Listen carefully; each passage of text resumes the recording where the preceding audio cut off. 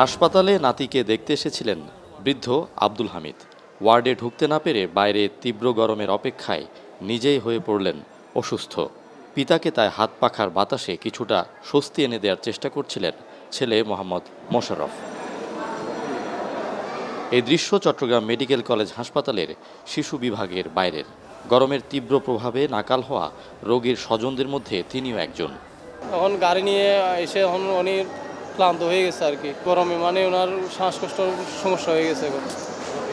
বৈশাখের তাপপ্রবাহে যখন নাকাল জনজীবন, তখন গরমের নানা অসুখ আর রোগবালায় আক্রান্ত হয়ে হাসপাতালে আসছেন বহু রোগী ও স্বজন।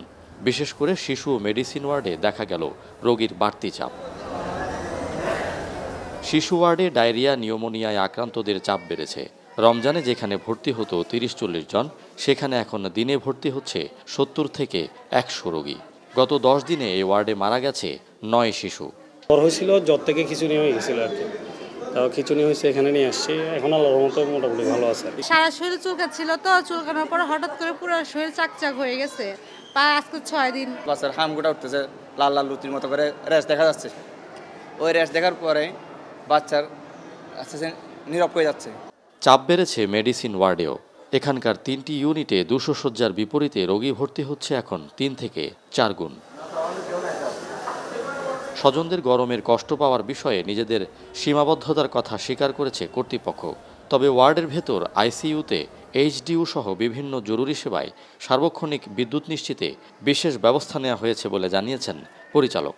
এই মুহূর্তে ভর্তি আছে ৩১২৫ জন। সো আমাদের এটা এখনো আয়ত্তের বাইরে যায়নি। আমরা হাসপাতালে সার্বক্ষণিক নিরবিচ্ছিন্নভাবে বিদ্যুৎ সরবরাহের ব্যবস্থা রেখেছি।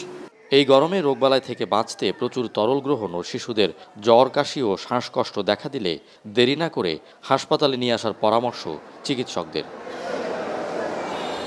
ফাইসাল করিম, এখন চট্টগ্রাম। ওয়ালটন ফ্রিজ কিনে অনেকের মতো আপনিও হয়ে যেতে পারেন মিলেনিয়াল। সেরা পণ্যের সেরা অফার।